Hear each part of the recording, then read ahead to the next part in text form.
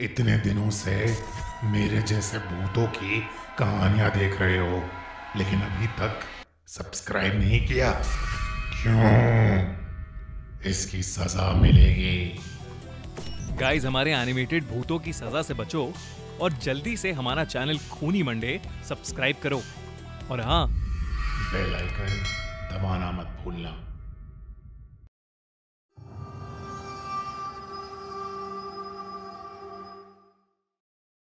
Guys, आज मैं आपको एक सच्ची कहानी बताने जा रहा हूं। द कॉन्ज्योरिंग मूवी सीरीज का थर्ड पार्ट, यानी the conjuring devil made me do it, इसी सच्ची कहानी पर बेस्ड है। 1980 में यूएसए के कनेटिकट शहर में एक दिन अचानक एक आदमी सुनसान सी सड़क पर चले जा रहा था।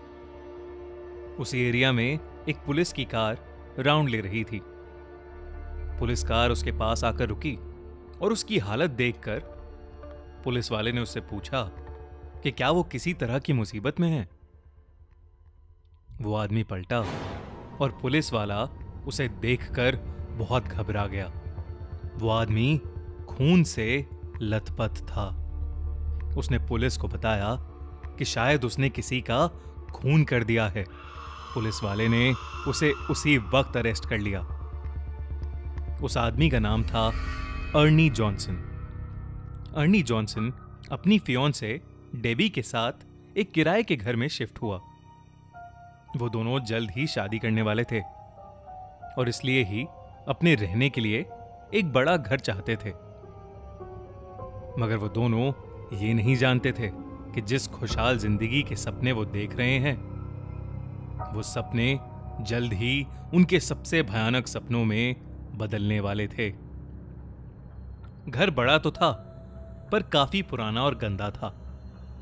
शायद कुछ सालों से वहां कोई नहीं रह रहा था।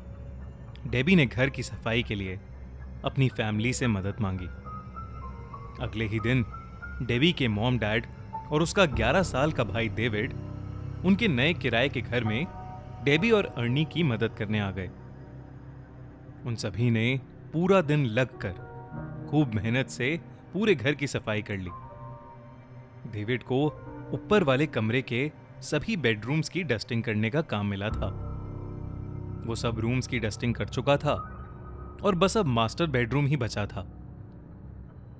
वो उस कमरे की सफाई करने गया, मगर उसके अंदर घुसते ही उसे कुछ अजीब सा फील होने लगा। उस कमरे में एक अलग सी ठंड थी। रूम की खिड़की साफ करते करते डेविड को उस खिड़की के बाहर घर की पिछली साइड में एक कुआं नजर आया। वो बहुत ही अजीब सा पुराना सा कुआं था, जिसे पत्थरों से कवर किया हुआ था। कुछ सेकंड तक डेविड उसे घूरता रहा, मगर फिर उसने खिड़की बंद कर दी। अचानक ही उसे खिड़की के शीशे में एक बूढ़े आदमी की परछाई नजर आई, जो कि उसके बिल्कुल पीछे खड़ा था। डेविड बहुत डर गया था और पीछे मुड़ा, पर वहां कोई नहीं था।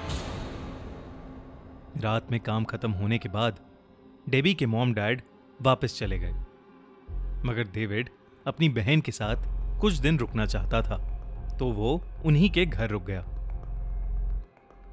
उस रात जब डेविड अपने रूम में सो रहा था, तो उसे अचानक ही लगा कि जैसे कोई उसका गला दबा रहा है, और वो झटपटा के नींद से उठ गया।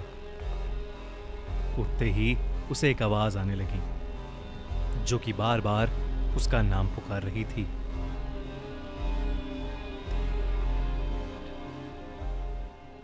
David, David, David, David. वो उस आवाज का पीछा करने लगा और उसे पता चला कि वो आवाज उनके घर के पीछे बने हुए कुएं से आ रही थी। डेविड उस आवाज से जैसे हिप्नोटाइज ही हो गया था। उसकी आंखें सफेद हो गई थीं और वो बिना रुके कुएं की तरफ चले जा रहा था। वो कुआं, जो कि पत्थरों से कवर्ड था, अब उसके ऊपर कोई भी पत्थर नहीं था।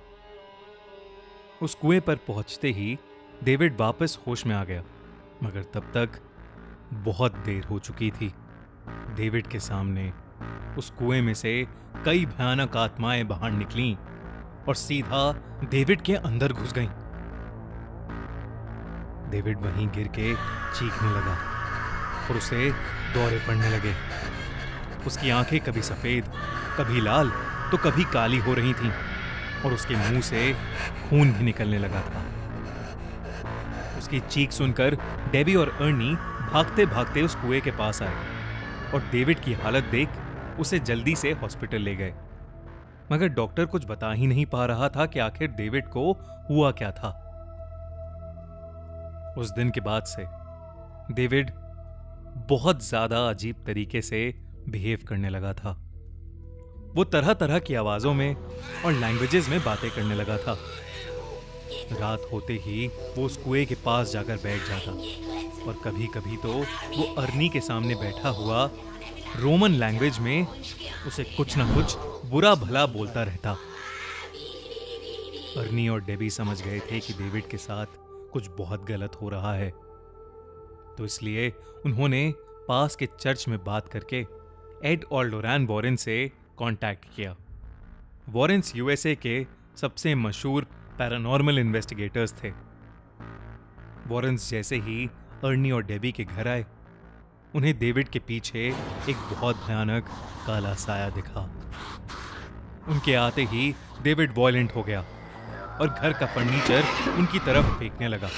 वो रोमन भाषा में उनको बुरा भला बोलने लगा और बहुत सारे कर्सेस देने लगा। देखते ही देखते उसके शरीर और चेहरे में एक डेविल की झलक दिखने लगी। वॉरेन समझ गए थे कि डेविड पर एक नहीं बल्कि कई सारी इविल स्पिरिट्स का पोजेशन है और इसीलिए सिर्फ एक एग्जॉर्सिज्म से डेविड ठीक नहीं हो सकता था। वॉरेन्स और चर्च ने मिलकर डेविड पर 3 एग्जॉर्सिज्म्स किए। हर बार एग्जॉर्सिज्म के वक्त उसका शरीर जलने लगता, वो हवा में उड़ने लगता और उसके शरीर पर कई सारे चोटों के निशान बन जाते, जिसमें से खून भी निकलने लगता था। अर्नी से डेविड की ये हालत देखी नहीं जाती थी और डेविड के आखिरी एग्जॉर्सिज्म के टाइम पर जब डेविड के साथ ये सब हो रहा था तो अर्नी ने गुस्से में आकर डेविल को चैलेंज कर दिया। अर्नी ने सीधा डेविल को चैलेंज किया कि वो छोटे से डेविड के शरीर को छोड़कर उसे पोजेस करके दिखाए। उसके बाद वही हुआ जिसका डर था।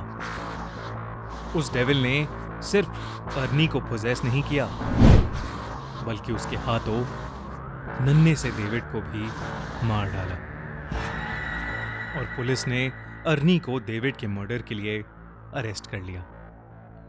लेकिन जब अर्नी ने अपने साथ हुई पूरी कहानी जज को बताई तो कुछ ऐसा हुआ जिसने पूरे अमेरिका को हिलाकर रख दिया। अमेरिका की हिस्ट्री में पहली बार किसी मर्डर में अक्यूज्ड इंसान को कोर्ट ने नॉट गिल्टी यानी बेकसूर घोषित कर दिया। अन्नी ने यह कहकर नॉट गिल्टी प्लीड किया, मैंने कोई मर्डर नहीं किया, the devil made me do it. कैसी लगी आपको ये कहानी? अगर अच्छी लगी तो अभी सब्सक्राइब बटन दबाओ और हमारे चैनल खूनी मंडे को सब्सक्राइब करो यार, और देखते रहो हर हफ्ते एक दिल दहला देने वाली हॉरर स्टोरी। और साथ ही बेल आइकन प्रेस करना मत भूलना।